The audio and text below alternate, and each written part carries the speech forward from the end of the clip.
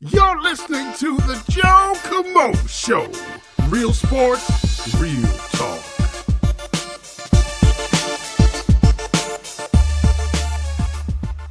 All right, special guest on today, Ryan Dynamite Dickson. Did you ever get a nickname yet or no?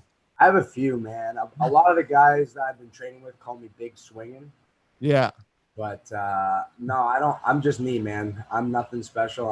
I want to just be Ryan Dickson. That's what I am. There's no alter ego. There's no it's just me, you know? All right. So a lot of people probably don't know you. I have a big fantasy football audience that I'm moving over to the Joe Kamo Show, which is basically like a sports talk. I just started this. You're like episode 7. I'm going to stop counting the episodes after a while, but it's so fresh and new. I just had Benil Dariush on. I don't know if you know him. He's a top 11 lightweight, fellow Assyrian of mine, based out of the U.S. He's an animal. He's in a 5-fight win streak. I just had it. So I'm warmed up. I'm ready to talk MMA. I'm in that groove. So let's talk about you. So who are you and what do you do? My name's Ryan Dickson, and right now I'm known for fighting. I'm going to be fighting on XFC's card out in Atlanta on November 11th, but I'm also just as seriously trying to get on as a full-time firefighter somewhere. Okay, so this XFC, a lot of people not familiar with it. I know UFC. So what's the difference between XFC and UFC?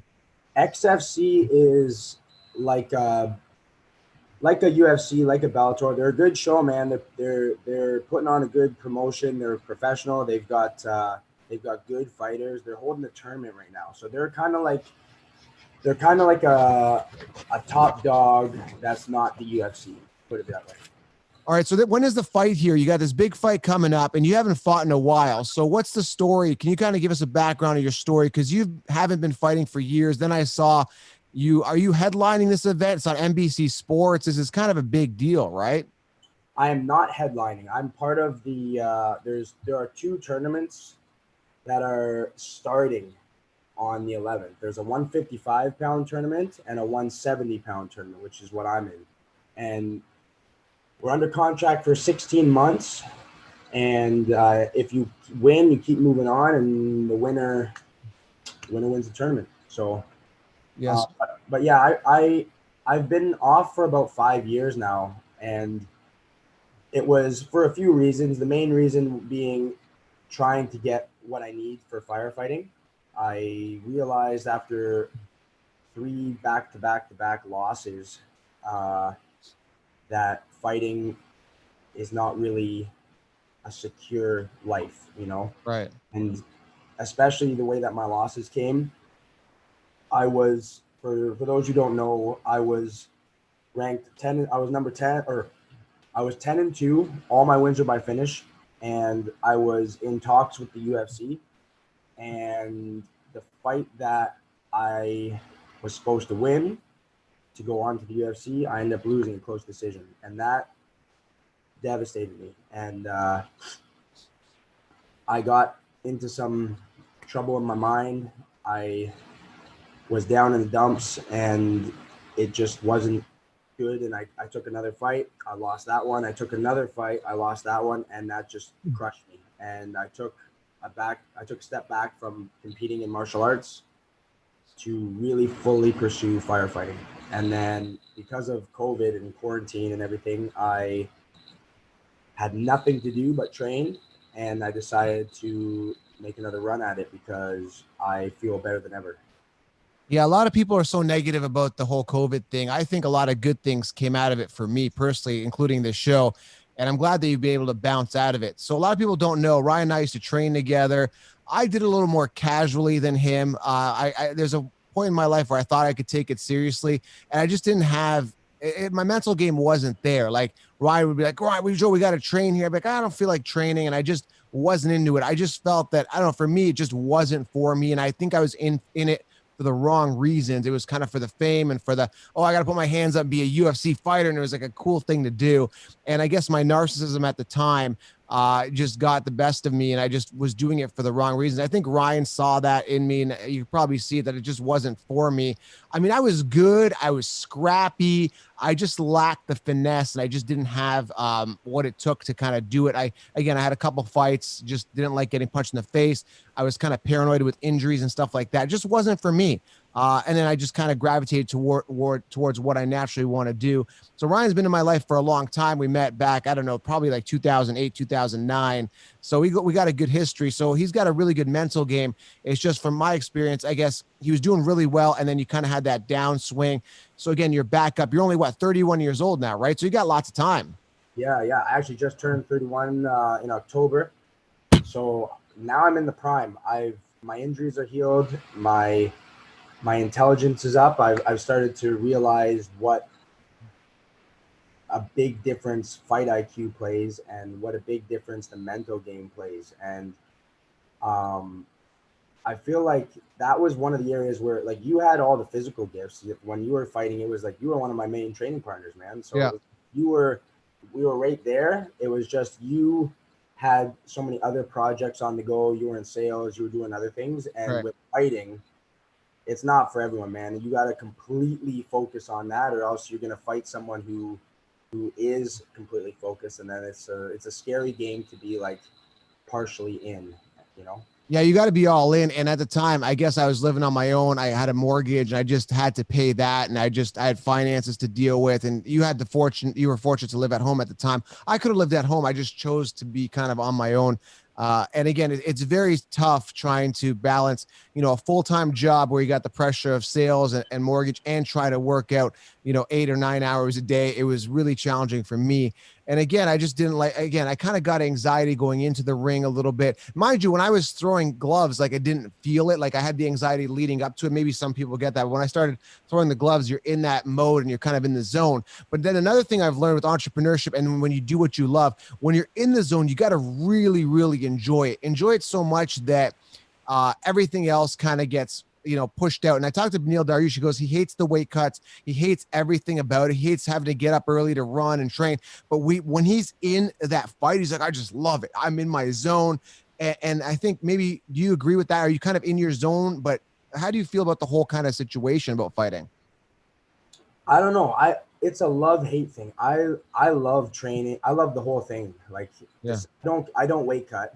So like right now I'm 173 and I'm fighting out. I need to weigh 171 and I'm a few days out, which is like crazy. I used to cut big and I didn't like that. It's unhealthy. And I would feel the repercussions when I would have injuries. I'd have all those things, but I feel like fighting, or for me, it's more of I use it as therapy, to be honest, because I get in my head a lot. I'm a very passionate guy. I'm very empathetic, and I feel things a lot. And fighting is a way for me to let it loose. It's Right. a way for me to kind of unwind from all the things that are going on, especially right now. It's a way. I need this. I need to be able to train. I need to be able to push myself and get in that flow state, like you were saying with Right. entrepreneurship. That's the only thing. That's what that is for me for fighting. Right. I'm fighting my own battles because it's very competitive. Whatever field you get into, I thought that leaving my sales job and getting into fantasy would be easy, but there's all this crap about like this corporate white collar BS politics and fantasy. Dude, it's fantasy football. Yet there's this whole industry and a big boys club, and I'm trying to break away from that. So I have my own fights in business that I battle every day, not only in fantasy but in the sports podcasting industry. But I got to tell you, I'm still fighting in my basement. I just bought an Airdyne, like an Echo bike. It's a Rogue Echo. It's a beast of bike. I got to assemble it. I got one of those, like, not a, what are those bags called where you have like the pivot on? It's like a speed bag, but it's on a mount. Yep. That I'm working on that, and I got a heavy bag. So to me, I'm in the zone, but just for a physical aspect of it, not for an actual fight. But in my mind, I always think that I am about to fight, but there is no fight. So I kind of train with that in my mindset. So where's your mindset going into this one? Are you more ready than you've ever been? And how have you mentally been able to prepare? Coming off those 3 losses, it's got to take a toll on you. I mean, so much time has passed at this point. You got to be like, I'm ready to go, fresh start. Let's leave the past in the past. Is that kind of the thought process? Kinda. The past is what fuels me, to be honest. All the setbacks, all the failures, all of those things, they eat at me every day. They fuel me to be more than I am. And sorry, one second. My dog's just falling off the couch there. they fuel me to be what I am. But the anxiety thing, I'm everyone says this, it's such a cliche, but I literally feel better than ever. When COVID hit, I got nervous just like everyone else, and I did my research. I did courses. I'm doing a human physiology course at Duke University so I can understand the body. I've done nutrition courses. I've done little disease courses that take like a week. And I started doing healthier lifestyle stuff, like I started with yoga when we were really locked down. I was doing yoga twice a day because I didn't have weights. I didn't have any of that stuff. But then a few friends of mine that are like me, Amr Ghonem, who is right now ranked number 2 ultra heavyweight purple belt in the world. He just got back from the pans for jiu-jitsu, and he got silver in his weight and absolute. And Guy Imperial, who's a super heavyweight or ultra heavyweight. He's very athletic, very good fighter. He's at Joslin's as well. But these guys, when we were all supposed to be locked down, we were going crazy. We had to do something, and we decided to train, and that was the hardest we've ever trained. We were saying in our life, it was just 3 months. I wasn't seeing anyone. I've been in my apartment by myself. They don't see anybody, so we literally would just meet up. That was our little isolation group, and we would train for hours every day, and we started getting improving. We thought, man, why don't we get ready there were some talk of tournaments that were supposed to be happening in the States, and we were going to get ready for that.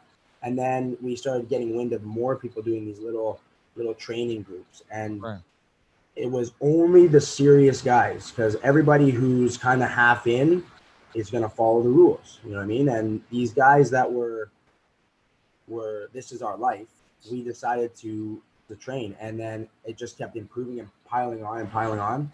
And honestly, I've been wrestling with Olympians and guys getting ready for the world championships that are happening in December. And I'm taking these world-class wrestlers down. Remember when we used to talk when we were training, like GSP would want to wrestle with wrestlers, and I would go to Mayweather gym in right. And you went to Thailand too, which was totally immersive as well. Exactly. And I wanted to just hang with them. But now I'm taking these guys down. You know what I mean? Like I'm doing jujitsu. I'm a black belt now, and I'm doing jujitsu with these guys who are world ranked, like these guys from Brazil that still live here, these guys from that are competing and stuff, and I'm beating them. You know what I mean? Like it's back and forth. And then I'm wrestling with Olympians and guys getting ready for the worlds, and same thing. I'm beating them, and we're going back and forth.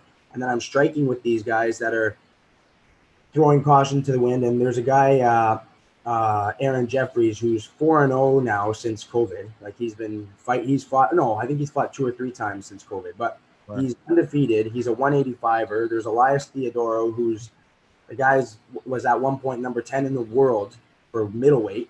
I'm sparring with these guys, Ergis Sajeda, and Adam Asenza, these guys who are like top-notch guys. And in each area, I'm hanging, and not just hanging, like I'm beating them. So to me, I'm thinking, man, I got to fight. And then I was literally begging people on Instagram, whoever can find me a fight, get me a fight. And then XFC finally came through because of Rob Beavers got me this fight. And I'm so thankful because I feel better than ever, man, in every way, I always believed in you, especially when I saw that. I believed in you initially because your work ethic was there. And then I saw your record. You're at 10-2 and you had all finishes. And then you had a bit of a down thing. And I don't know, you got clipped. And how did you lose those fights anyway? Wasn't it like, in a summary, did you just lose by getting clipped and decisions? And how was it?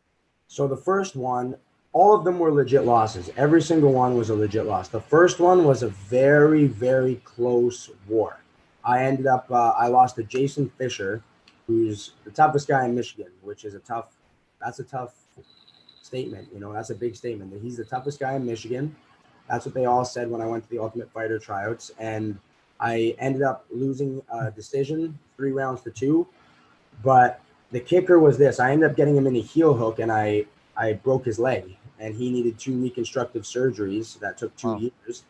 But I still lost. And I I was in talks with the UFC that I was potentially going to fight in the UFC Halifax, and losing that fight just destroyed me mentally. You know, I was so devastated because you know how much we put into it, and you know Yeah. how much I put into it, and when I lost, I didn't know what to do. So I thought the best thing to do is just get back in there quick. So I got back in there quick and I got clipped. It was a little bit of a controversial TKO, but the guy, Jason Whip, he's in the UFC now.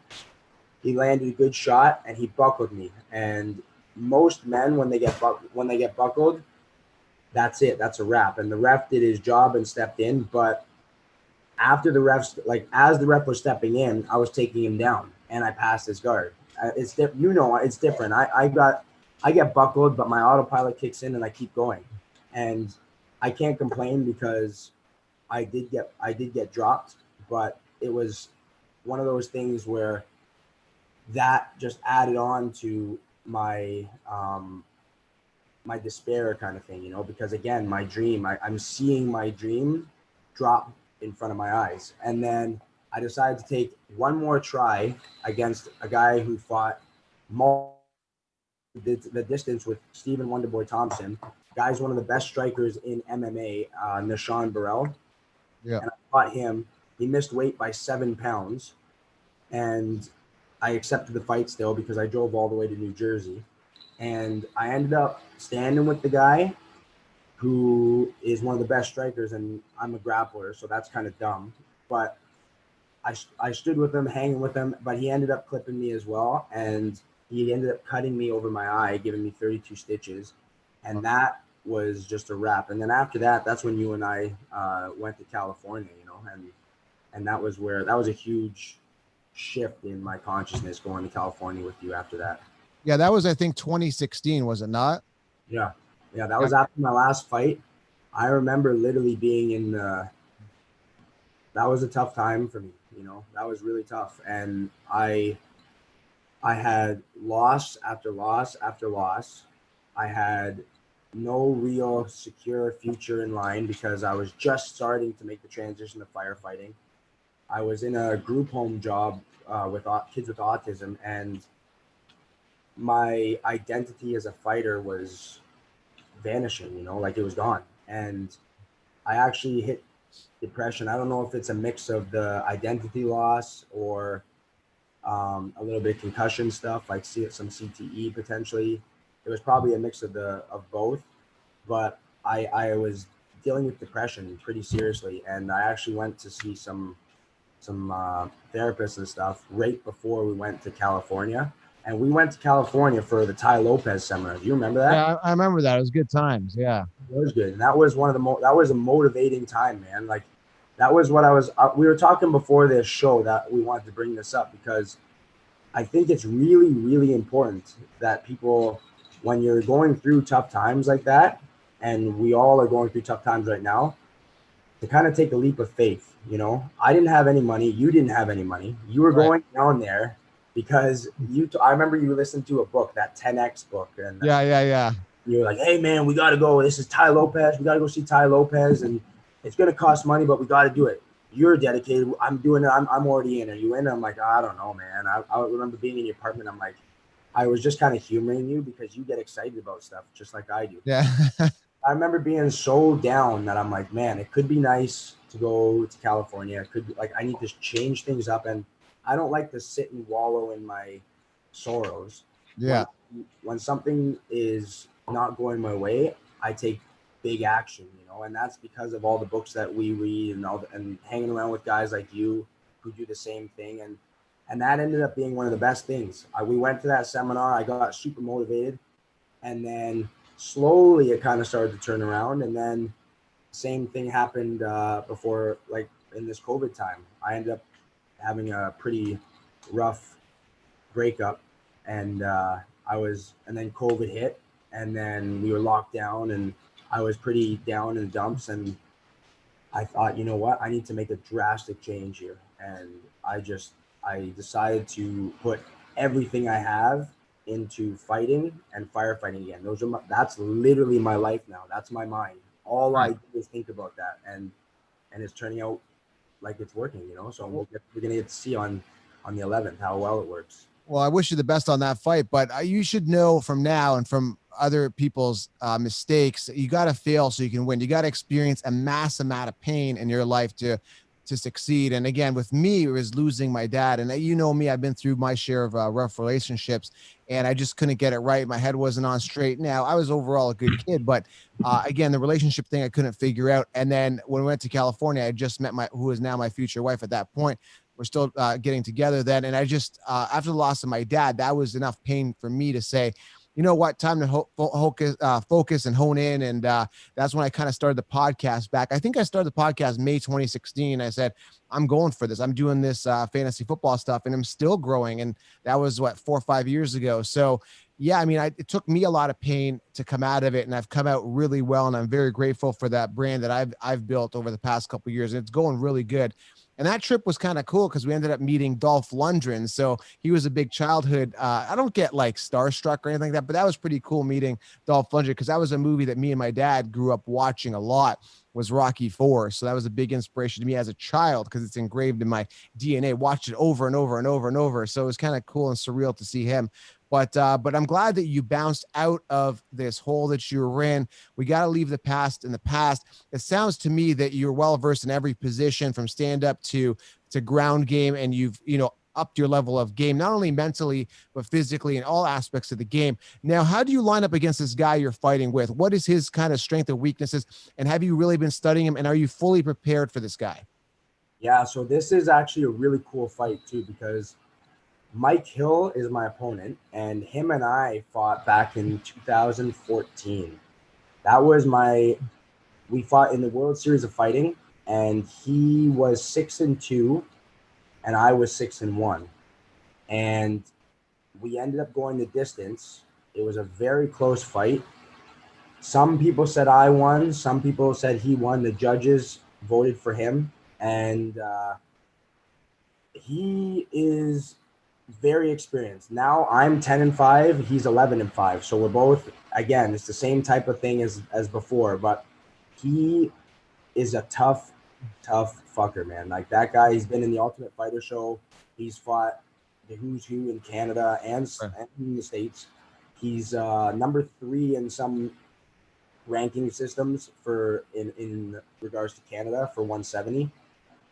And he's well-rounded, man. He's a guy who he likes to stand and bang. He wants to make it like a fight, which that's cool. That's good. I like that. If that's if he's good enough to get there, that's where we'll go. But he's hard to take down. He's hard to sub.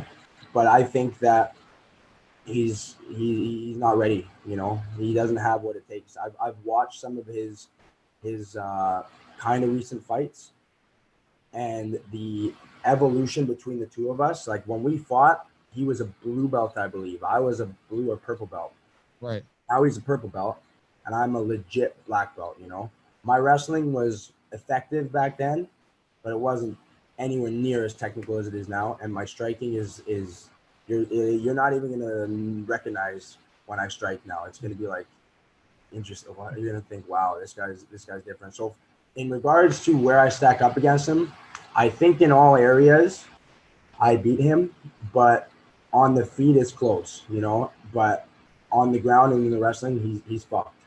You need to take him down. You should Khabib him. Don't waste any time, man. Just go to a formula that wins, Yes, that's literally it. That's the plan. I'm going to strike with him like hand fighting in wrestling. I'm going to strike with him just to see an opening. And once that opening is there, he's done. That's it. Exactly. I think it's going to be a matter, if you guys are pretty evenly matched based on last fight, it's going to be a matter of who wants it more, who's hungrier. And I keep referencing this guy, and I can't stop referencing him. I know you read a lot, but have you read the book by David Goggins, Can't Hurt Me? I haven't read that, but I've listened to many podcasts with David Goggins, and that guy, yeah. I recommend before you fight, I mean, you're going to do fine either way, but it's just get Audible and get that book. It's called Can't Hurt Me, David Goggins. Yeah. And in there, he talks about taking somebody's soul. So if you're in like a race with somebody, you just got to outdo him a little bit more. It's called soul taking. And I think that you could take his soul in this fight. Not literally, but it's just a metaphor to say that you just got to outdo that person. Whatever they're pushing, he says that we only use, I think it's like 40% of what we can do. So if you think like, if you take your body to like 40%, like I'm tired, you can go another 40, 50% because he's been through Hell Week 3 times. He's got the, ultra marathons, and he's pushed to his body to the point of like extreme exhaustion, fatigue, where he's been hospitalized. I'm not saying you got to do that, but sometimes in your body, when you're in a clinch or when you're like caught in a lock and you're like, oh, I'm kind of tired, like, no, hold on 1 second here. I've got 40% more, and you break out of it. So it's about pushing your mind. It's called mental calcium, pushing it to the other level. Are you doing any drills right now? And do you push yourself in your exercises past beyond the point of what you can do in your training? So I'm gonna answer both your questions, but I'm gonna add something to what you were saying, because you just made me really want to read his book because of the soul stuff.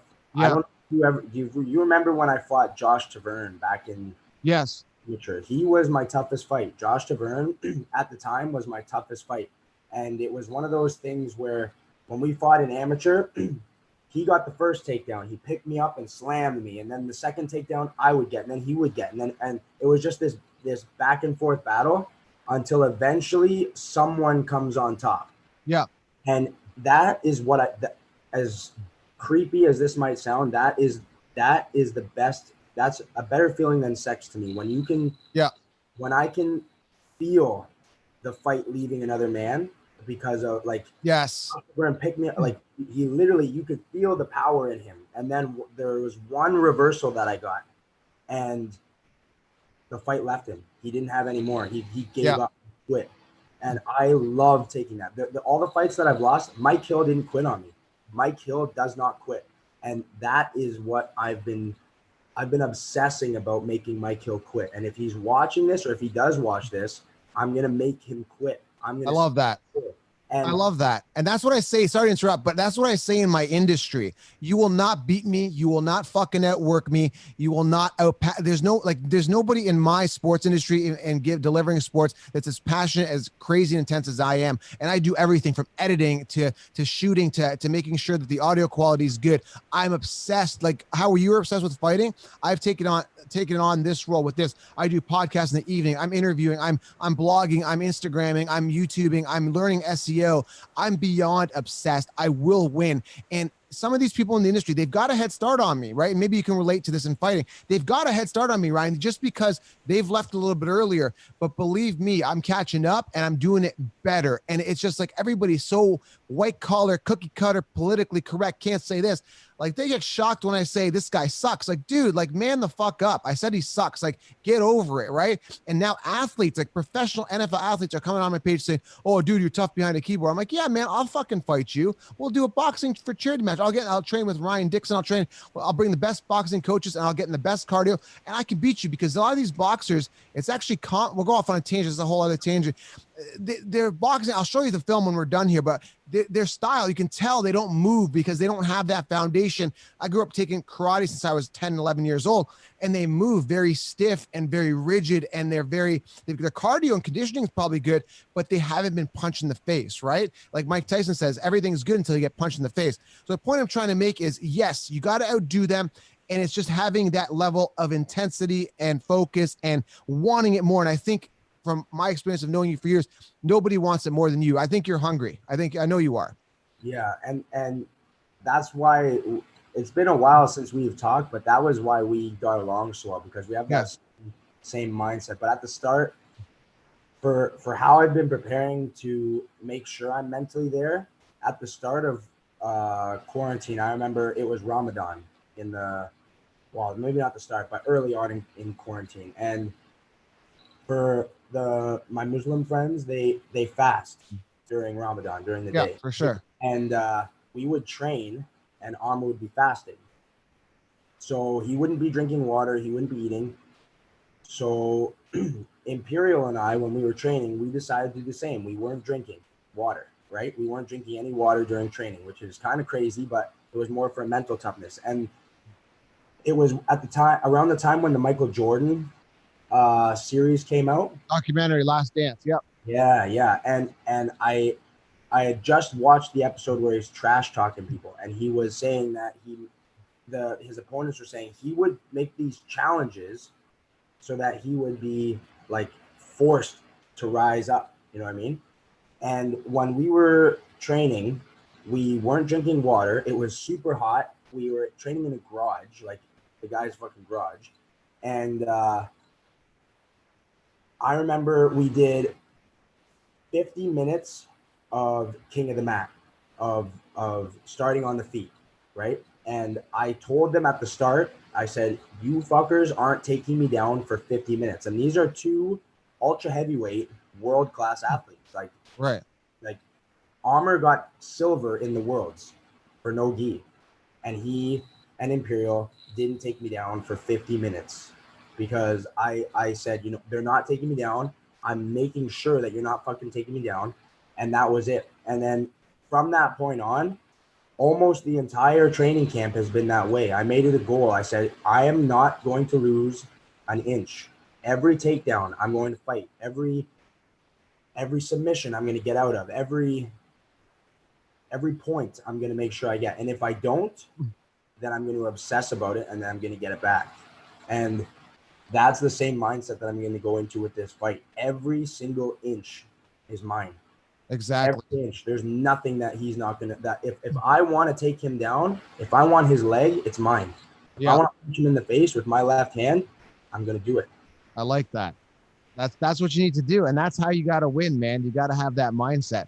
I was talking to Benil, and it just seems like he's a little more, like he's there, but he just seems a little more chill. Like you got to watch the video. I'm releasing it Monday with Benil. It was a really good talk. He seems a little more chill than you, but I guess everybody's got a different mentality. He didn't go into the depth of this, but this guy's trained like an animal too. And I guess he's just more of a chill out guy. He's one of those guys. He's kind of like you. He's humble too. Like he doesn't really want to, he's not like a Conor McGregor flashy kind of guy. He's more all talk, but it's just interesting to get different mindsets of how people train and what they think. And but yeah, you're definitely intense, and I think you should bring that intensity in there. But also you also have fun in there too, don't you? It's the best time of my life, man. I that intensity that's how I am.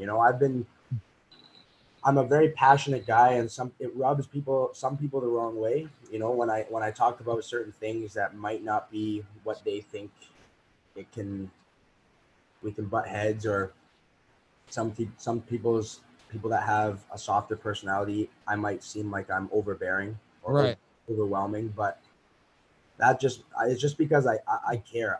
If I'm doing something, it's because I care. Like I literally can't waste my time with things that I don't care about. And if I'm doing something, I'm 100% in. Yeah. Speaking of that, like not caring about something. So I wake up in the morning, I podcast, and then I try to get a workout in from like 1 to 3 Eastern time. Like I can't miss a workout. I've got like a watch that kind of keeps me grounded. It's kind of monitoring my workout. So I want to stay, like I miss a day, I feel guilty. And then in the evening, I'm editing, I'm doing stuff. I'm on social media, I'm interacting with fans. But one thing, like I want to get back, this is crazy. And I just feel like it's a waste of time at this point, but video games, like the PS5 is coming out, and I know you got to have some sort of downtime, but I can't see myself sitting there wasting time playing a video game at this point in my life. I'd rather read a book. I'd rather, if worst case, I'll watch a Netflix series with my wife just to kind of shut my brain off in the evening. What are you doing at 9 p.m. like Eastern? What is your downtime? What is your like guilty pleasure at this point? Yeah, I was this close. I was so close to getting a system at the start of quarantine, and I'm so glad I didn't. Right. You can't work the whole time though. Your mind starts to go crazy if you need a release, a movie or something. Yeah. So usually at the end of the night when I get home, it's like almost 10 o'clock usually. So I'll walk my dog, and I'll put on something mindless that I could just background noise, like I'll have some movie that I can get wrapped up in for a little bit, and that's about it. That's my downtime. That's good. Yeah. So you're reading a lot, audio or reading? Both. Okay. I'm reading right now. I've since quarantine happened, I've kind of changed my system, and I'm reading 1, 2, 3, 4, 5, 6. I'm reading 8 books, and I'm listening to a book, which is kind of crazy, but it's yeah. And let me kind of backtrack there. The reason I read is if I don't understand something, or if I feel like I'm going to get value out of something, I'll read it. Like I'm going to get the Goggins book, and that's going to be added to that mix. But I have I have a book on meditation because I was getting my thoughts were I need to control my thoughts better. Yeah. And I'm reading a book on physiology, human physiology, and the way cells work and stuff like that. I'm reading psychology books like human or evolutionary psychology. I'm actually reading the Quran because a lot of my training partners are Muslim, and I want to try and understand. I've read the Bible. I've read a lot of Buddhist texts, and I just want to understand if people can live their life by a way and Right.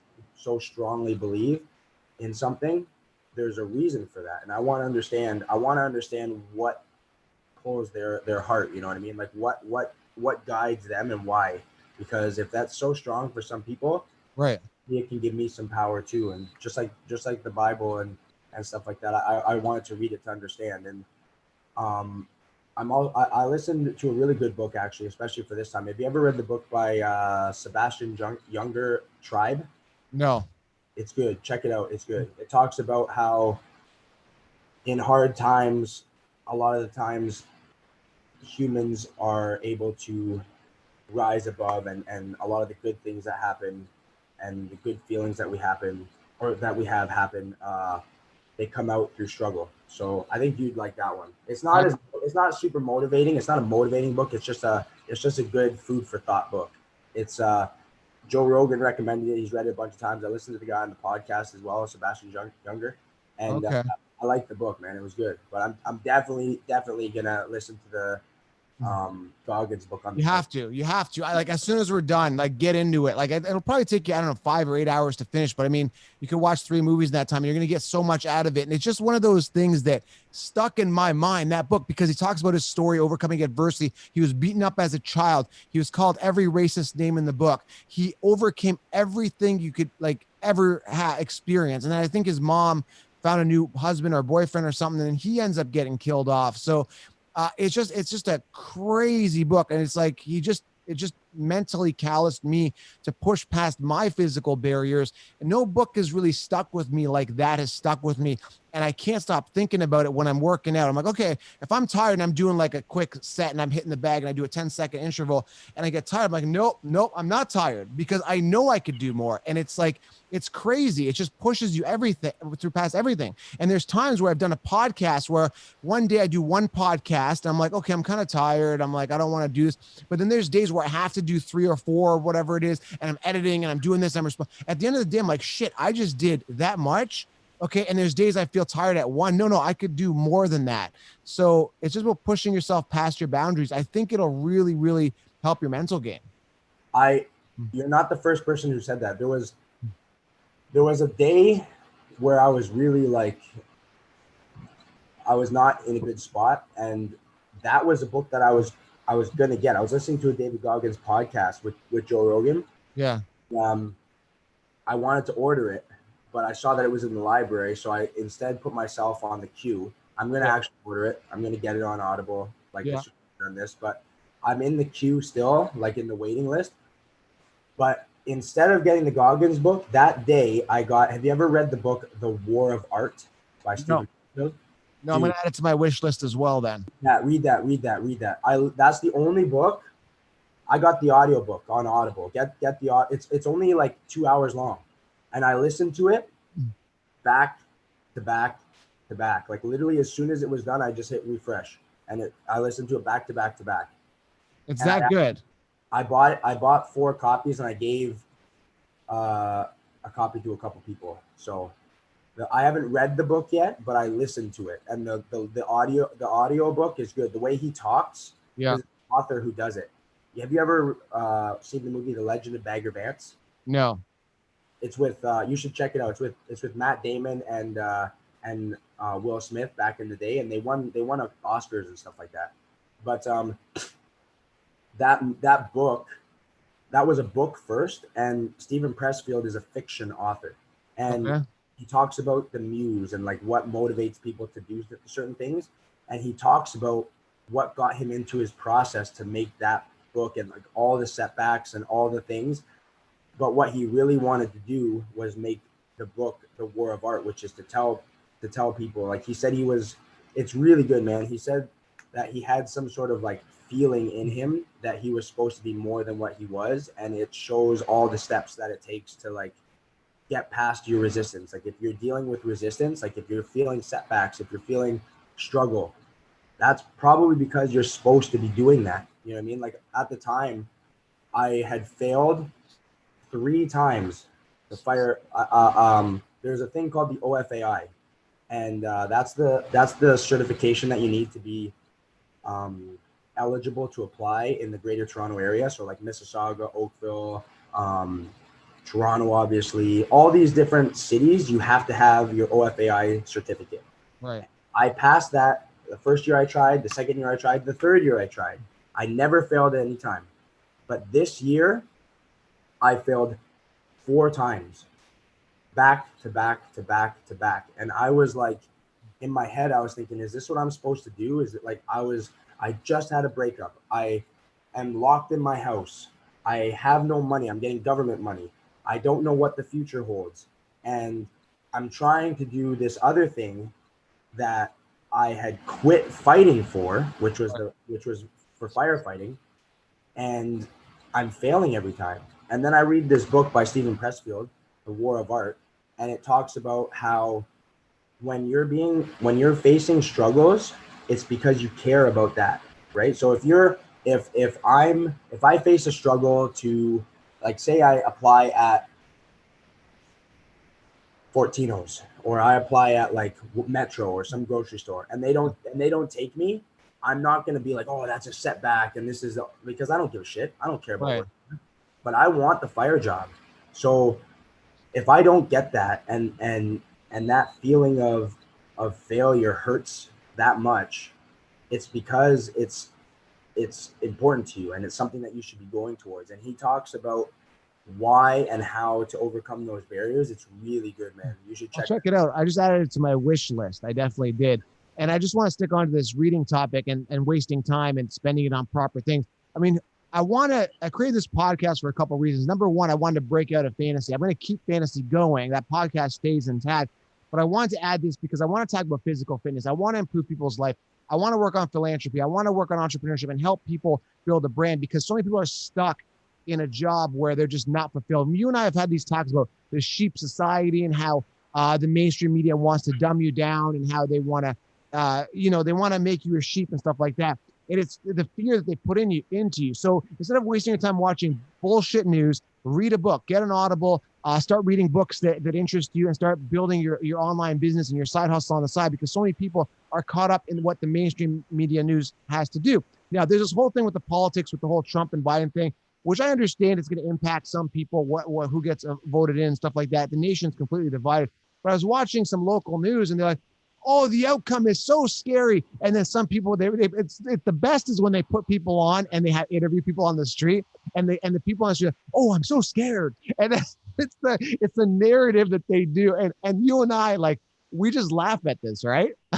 Yeah. I think the reading part, it's the reason why it's important for that.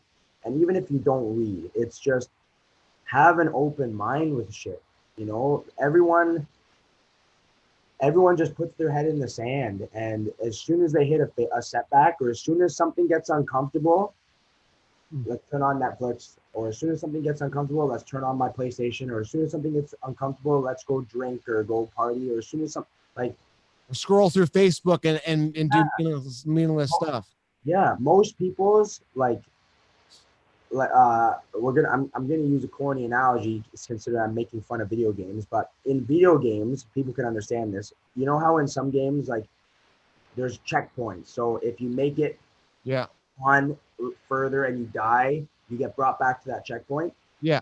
Most people's checkpoint in life, once they have that setback, they're not going to keep going further. They don't keep trying to go further and face the boss. They don't keep trying to go further to see what's in store. Once they die once, they go back to that checkpoint and then they just chill there.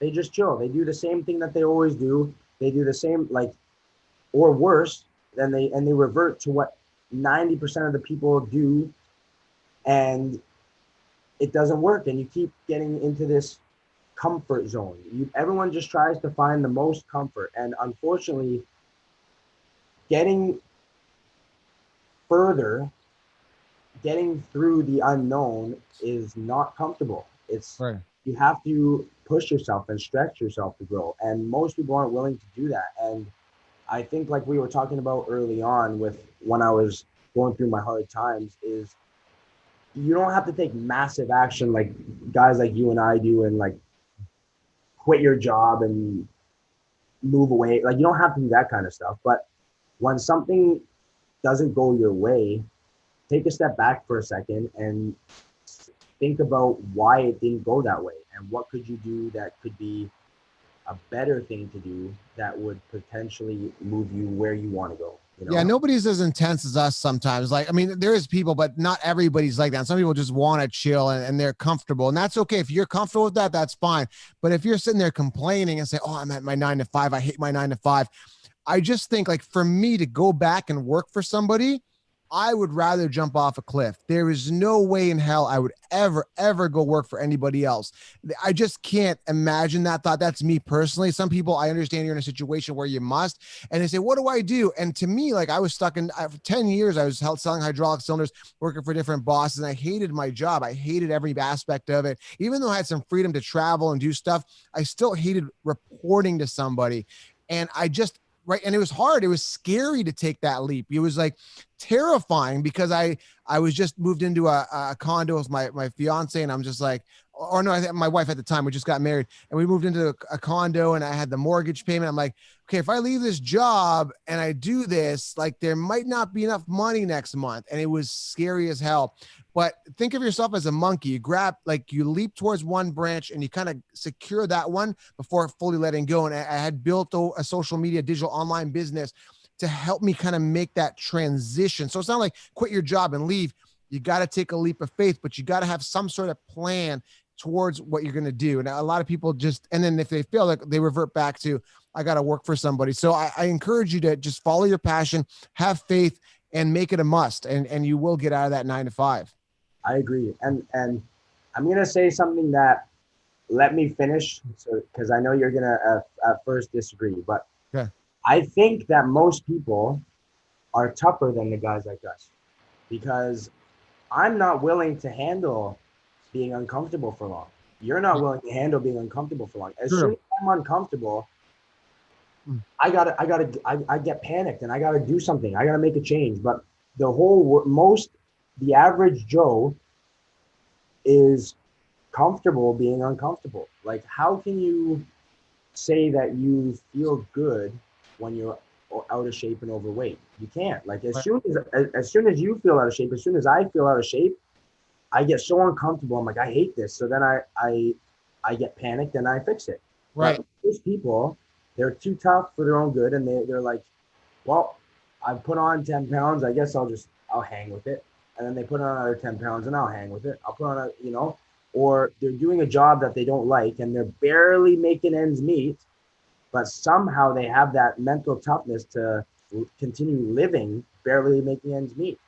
I don't like that. You know what I mean? If I'm struggling, I'm in desperation mode and I'm learning and I'm trying to work and I'm trying to get myself out of that. Most of these people, it seems, are completely okay with being in the fire for their whole life. And that's not a nice way to be. And I think if people understood that it just takes a little bit of work in the right direction,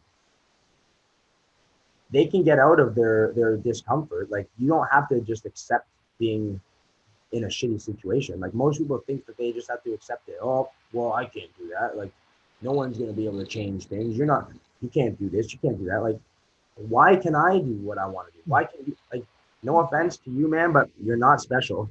Right. I know. You know what I mean? Like, Or not.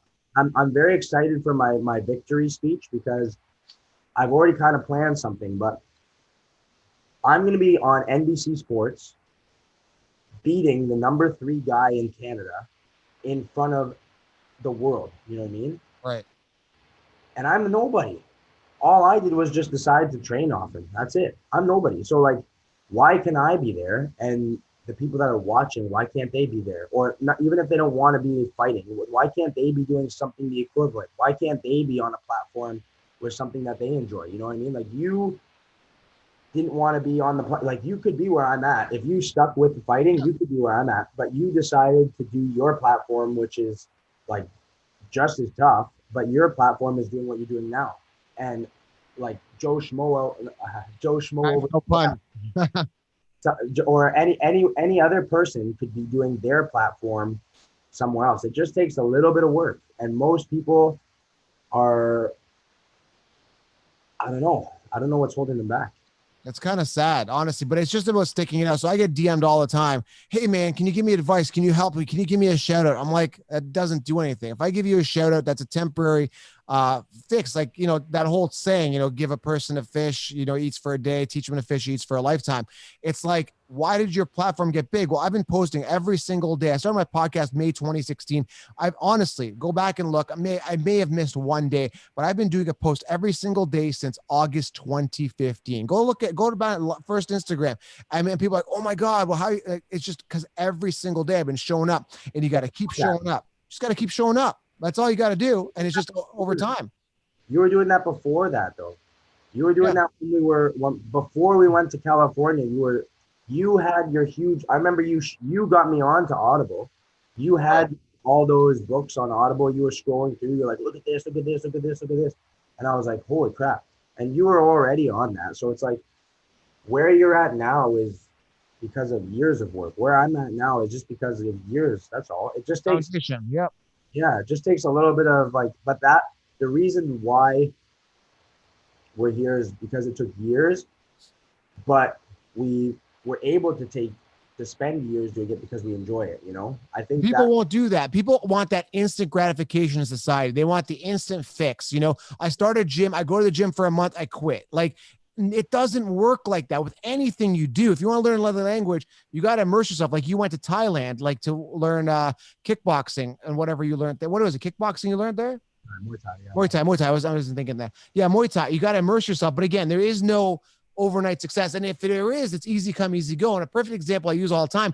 I used to watch American Idol back in the early 2000s.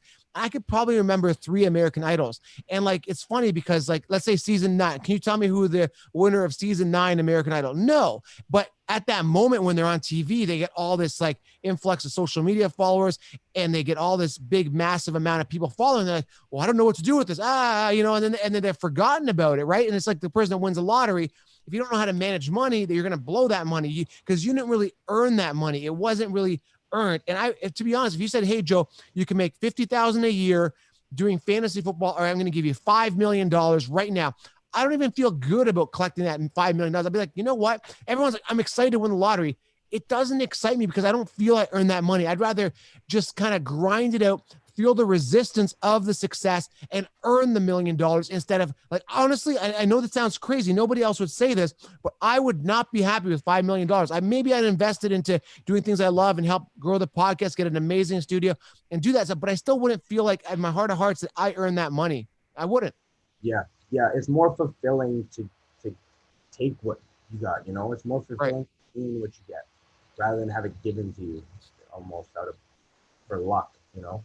One thing we didn't talk about is like you talk about your struggle and your losses, that anyone can lose a fight, right? Like I can go in there and lose a fight, which is obviously, you know, troublesome for you because you had you had so much to lose, right? But that's a big loss. But something even bigger, we didn't talk about, you fought cancer and beat that too.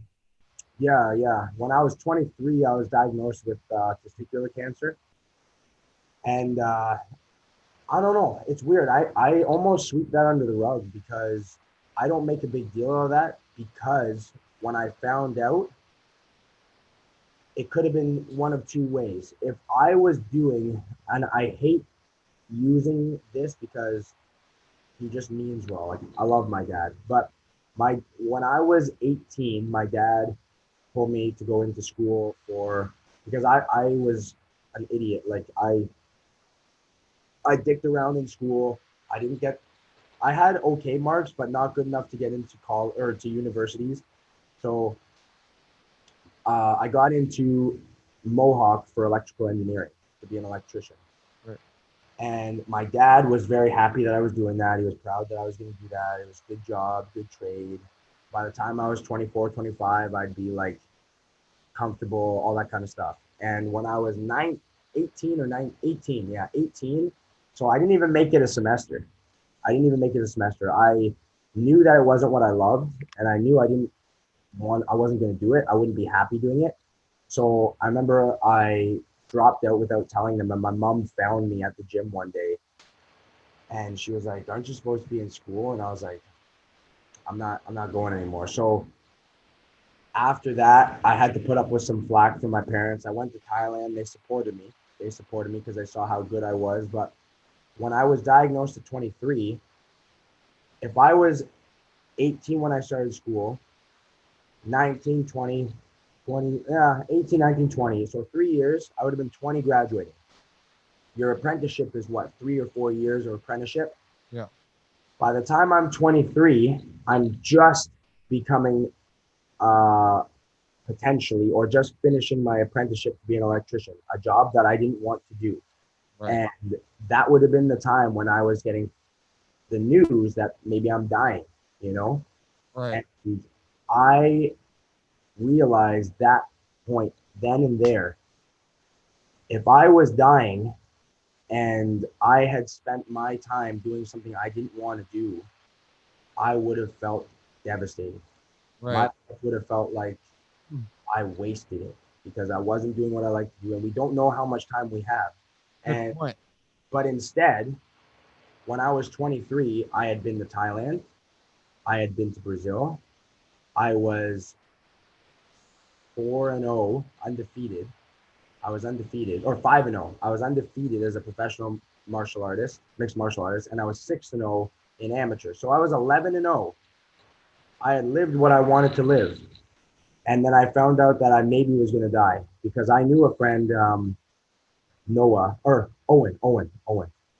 He was a guy that I kind of like, I didn't know him very well, but um, he worked at a security job that I worked at before. I always looked up to him because he was a few years older than me. I always looked up to him when he was in the gym. He was really strong. He was like popular guy and everything. And he got testicular cancer, and he didn't get it checked in time, and it spread, and he passed away. Oh my goodness. I didn't know it could spread that fast. I thought it was more of a local thing. I didn't know Oh yeah, that's serious. yeah. And so when I got diagnosed, I was nervous, of course, but in my head, I'm like, fuck, if I die, like, at least I got to live, I got to do what I wanted. And so many people out, like majority of people in the world out there, they're living, but they're not living. You know what I mean? Like they're walking through life, they're participating, but they're not winning. They're going through life. And if I tell you, hey Joe, tomorrow, or not tomorrow, but in a month or so, you could pass away. Are you living optimally right now? Are you I living? love what I do. I love what I do. There's no regrets. Would I like more money? Sure. I mean, would I like a couple more things? Sure. I mean, we all want more, right? But I love what I do. I get up and I do what I love, and I have no regrets. And I have reached a pinnacle, not a pinnacle, but I've reached a good state in my business. I'm like, wow, I've done. I like sometimes so you got to surprise yourself. And I think again, you can do more than you think you can. There's days where I wake up, I'm like, holy crap, I did that. Like shit, that's cool. Like I just launched this podcast. I was a little nervous about it. I'm like, shit, okay, I got to get new artwork. I got to do this again. I got to start it from zero. And trust me, your ego and your brand, it's like you right now, like you're pretty established. It's like saying, hey, Ryan, you just got to go back and do a couple amateur fights in some gym in like a small town in some middle of nowhere. It's kind of like, I don't really want to do that, but you knew that amateur fight, there was a big scout that's going to watch that fight, and he's a UFC fight. I got to go do this fight. I know it's a step back, but I got to do it. And yeah, I love what I do. I'm kind of expanding on the answer here, but yeah, I love what I do. And yeah, I'm really, really proud of myself to some degree, but I still think that I can do more. And I'm never really, really satisfied because I'm always looking for that other mountain. I just, like, I've done so much. And some people look at me like, holy crap, you're successful. I can't believe real NFL athletes DM me and say, stop talking about me because I say they suck that week in fantasy. Like I don't care. Like I might be burning bridges with some players. It is what it is, but I've got their attention, and my opinion matters so much so that professional NFL athletes are diving into my comments, whether it be good or bad, and replying. And to me, it's just, I've kind of desensitized to it. Like I had Chris Johnson, a future Hall of Famer, on the podcast today. And I'm just like, hey man, it's just Chris Johnson. They're just normal people. I had an actor from a Netflix show on from Fuller House. And I still not fulfilled. I'm just like, yeah, I want more, but yeah, to answer your question, if I died tomorrow, I would suck. I want to live a full life. And I'm sure you do too, but I'm fulfilled. Yeah, man. And when I found out about that, that's what I realized was important. I don't want to waste, like, obviously that doesn't mean go booze and like party and like live your life that way as if you're going to die tomorrow. But I mean, are you doing meaningful things with meaningful people, and is it making you happy? If you're doing meaningful things with meaningful people, and everyone that's around you, including yourself, is happy and growing, then literally I could die tomorrow and I feel fine. If we could save a life, sorry to go off tangent. I don't want to get off the cancer thing for a second. How would you detect, because I lost my dad to a heart attack suddenly. I kept telling him, go to a doctor. And I know some of the signs to look for if you could have a heart, like some things to look for. But for testicular cancer, if one person listens to this and gets that message out, how do you warn people to prevent that spread? What do you feel down there? Does it hurt down there? Like, how do you know that you've got testicular cancer? You will know. Like, whenever, our bodies are amazing. And this goes back to what we were saying about people just putting their head down in the sand and right. not doing things. Like, if you're not listening to what makes you happy, you're going to feel unfulfilled. If you're not listening to what makes you feel uncomfortable, like physically, it could be something. So like for me, what happened was I felt like I was overtrained, and I don't know, not many people. Your last, who was the fighter you were saying again? Which fighter? The fighter that you interviewed? Beneil Dariush. Beneil Dariush definitely has felt overtrained. He's in the UFC, but not many people have felt overtrained. Some of the football guys maybe, but overtrained means bedridden. Like, I literally couldn't get out of bed. I was like, my cortisol level was like, my nervous system was fucked. I was like, I couldn't sleep, and then I couldn't wake up. I didn't have energy. I had no sex drive. I had nothing. And I thought I was overtrained. And then I got tested to see my, like, all my hormones and all that kind of stuff. And my testosterone was like super, super, super low, like red light low, like dangerous. And that kind of made me, and I was feeling pain in my stomach, like nausea, not nausea. And almost like, for guys, we know the feeling like when you get sacked. It was happening to me like all the time, I haven't been, knock on wood, I haven't been sacked in, I don't even remember the last time, you know what I mean? Like, I don't remember that. And, but it hurts, but it was happening to me like numerous times per training. So I was like, what the hell is going on here? And then it felt different. Like, it was more hard, and it was like not in a symmetrical feeling. Like, it was like, right. It was like a lump to it. So that was what made me, when I was getting my fight medical. The only reason I went was because I was supposed to be fighting in Brazil for Jungle Fight, and I needed to get licensed here before I could get licensed there. So I decided to just get it checked while I was there, and then right away they're like, "Yeah, you got to get this removed," and that was it. But if I was to tell anyone, like, listen to your body, listen to your mind, like we were talking about earlier. Like, if you're feeling sluggish, if you're not feeling happy, listen, do something about it. If you're feeling physically like off, listen, do something about it, because your life depends on it. There's a book I'm reading right now. It's Jim Quick. It's called Limitless. And he talks about the mind. And there's one thing that how you listen to your gut, they're scientifically looking at the mind and gut connection. So when you say, oh, I got a gut feeling about something, they're connected. And you got to listen to your gut. So my thing is, like, how come is it your friend Owen, that guy Owen, that didn't detect it? Why do you think that it spread with him? Did he not, maybe he just didn't listen to his body? I wouldn't, like I said, I'd probably be dead now. If I didn't have the fight, I wouldn't listen. Most guys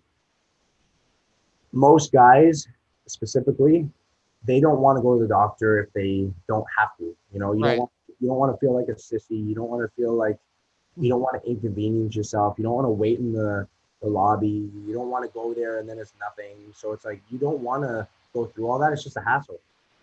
And also, it affects everyone different. Like some people, it spreads quicker. Some people, like I don't know, it is what it is. But I for sure, I would be willing to bet that I would have been.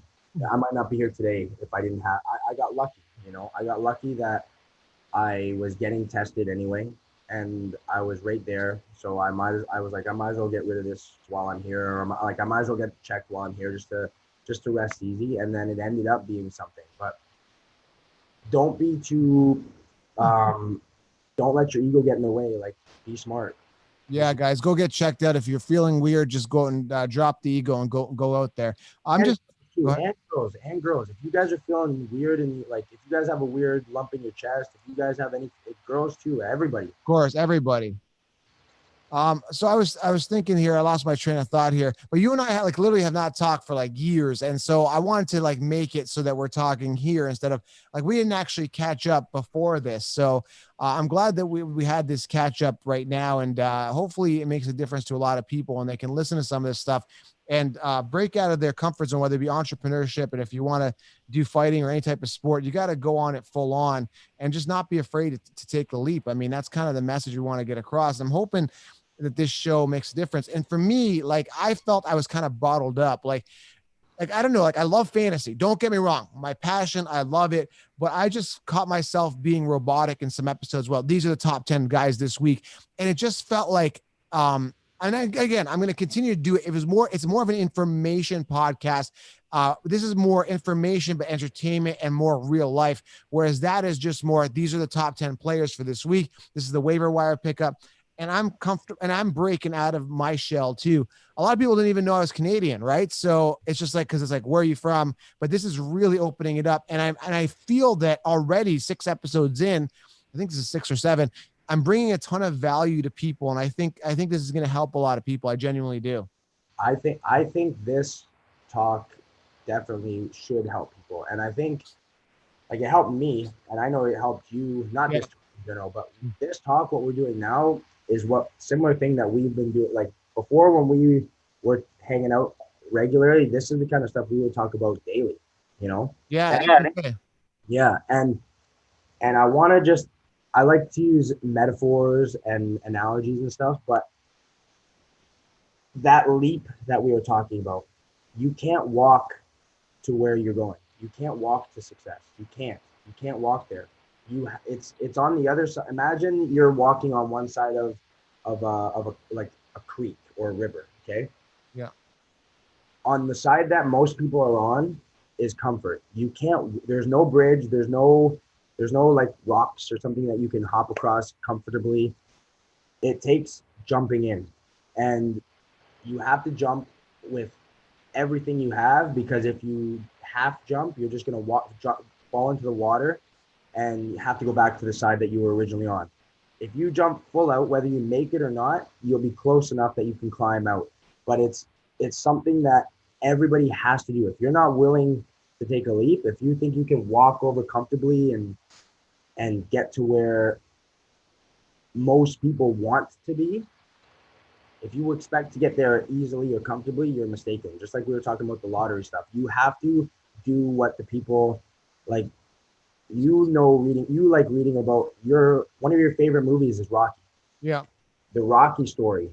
That's a leap of faith bigger than almost. That's a Hollywood story. Like it's a leap of faith that most people can't even believe would happen. And look at the returns that it made. Look at the returns. It's one of the best movies in history. He had a monument made from him because of that movie. And that took a leap of faith. You can't comfortably walk into like making the biggest movie ever. You know, you can't walk into that. You have to dive in or hope to be able to jump across that river of risk, we'll call it, to get to the other side. And unless you're willing to do that, which I don't think most people are, you're not going to get there. But most people can get there. Like I said, I'm not special. I can't jump any further than anyone else. I can't. Like I don't have any I'm too stupid maybe that I don't want to be denied. Yeah, I think again, some people want that instant gratification. Then they'll give a butt excuse. Well, but I have kids, but I can't do that. But I don't have enough time. But my boss wants me to do that. But I don't have enough money. I mean, you gotta get rid of those butts, man, because again, those butts are gonna kill you, and then you're gonna end up having a big butt, and you're gonna be on the couch all day. So, yeah, no, I just have making a joke out of it. But yeah, honestly, like I wish you the best of luck. So, how do we watch this fight now? It's going to be on NBC Sports. That's in the States. I've heard that NBC Sports doesn't broadcast in Canada, but it's supposed to be on NBC Sports. I'm hoping that the Canadian viewers can watch as well. Who cares about Canada? Most of my listeners are US anyway. But when you're mentioning all these names like Metro, Fortino's grocery stores, and I went to Mohawk, it's like a lot of my listeners won't know what those places are. But I think they'll kind of put the pieces together. But is there a way to stream this thing? Because I'm a streamer, man. There's got to be. I don't know yet, to be honest. I don't know how they can stream. There's got to be a way. I'll be posting it on my Instagram. My Instagram is at Ryan, RYAN, Dickson, DICKSON 10. So I'll be posting up everything that I know is going to be posted up on that Instagram, because I want people to watch this. I want people to see what I've been working towards this whole time. So. And my DM is inundated. I got 190,000 plus on Instagram. If there's anybody that, and I'm putting you on the spot here, but you're my friend, so I don't really care. If there's anybody that needs help, whether it be testicular cancer, any motivation, I know you're busy for the fight. Can they DM you if there's any questions about this show? Yeah. I respond. I use Facebook very, very moderately, but I'm on Instagram every day. So I respond. Okay, yeah, that's cool. Yeah, because I know maybe some people are going through some of the struggles that you went through, or they're kind of in a dark hole in their life. And I mean, I don't expect you to reply to everybody, but if you get that message and it resonates with you, or you see something that pops out to you, so I'm going to link his Instagram below here on YouTube. But what is the Instagram handle again, please? At RYAN DICKSON 10. Ryan Dickson 10. Yes. Okay. All right. Perfect. I will respond to everybody that messages me. And I'll put it in my story. But when this show gets released, I'll probably release it next week. But I'll try to release it before the fight, which is November 11th, right? Yeah. Isn't that Remembrance Day? Yeah. Oh my goodness. Yeah. This is going to be a remembrance for you once you win this thing and have your hands held high. And I hope you win, and you will win. It's not even, I hope you win. You will win this. And then we'll talk about the next step. I'll have to bring you on steps forward and your victory and how that went, because I want to bring you back. I think people will like this interview, and I think more people will want you to come back and hear this. I'm going to get feedback from people as the show grows. And I want to let everybody know I am releasing this on the Joe Kamo Show, but I'm also releasing it on my fantasy podcast, because I have millions of downloads there. Not per episode or anything like that, but we've got thousands of downloads per episode. So that's going to migrate over to this show, hopefully. So if you guys are following on the Council Man, make sure you guys are following on the Joe Kamo Show. Subscribe there on Apple, Spotify, YouTube, anywhere you get a podcast. So Ryan, man, thanks, man. It's been a good catch up. I appreciate you being here, and I wish you the best of luck for your fight, man. Thank you, Joe. It's been too long, man. I was very glad that you reached out and invited me, and I was thinking about you the other day. Yeah, life gets in the way, man, and I don't want to make excuses, but I've genuinely been busy. Not like busy, but busy enough to, like, my head's just, I'm honed in, man. I'm kind of in this zone, and I've got so much momentum. I don't even hang out with anybody anymore. It's all work and family when I have any free time, honestly. Me too, buddy. I literally just train. So that's it. That's it. All right, guys. Thank you. Make sure you subscribe, follow Ryan, and good luck, Ryan. We'll talk soon, everybody. Thank you.